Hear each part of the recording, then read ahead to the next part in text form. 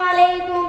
जिनकी तारीफ खुद रब काबा करे, उन पे उंगली उठाना गलत बात है।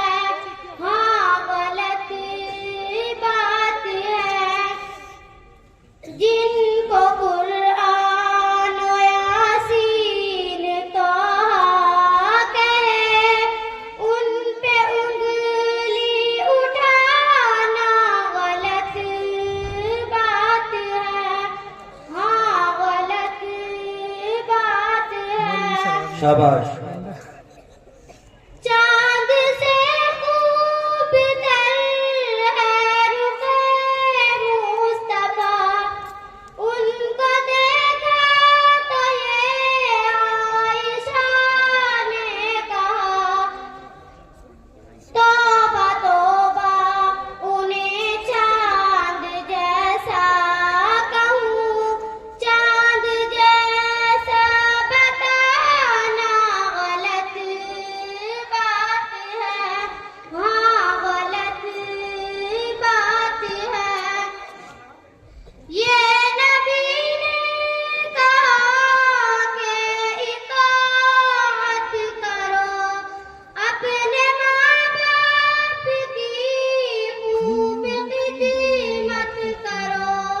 तेरे माँ बाप का तुझे पे एहसान है, उनके दिल को दुखाना गलत बात है। हाँ, गलत बात है।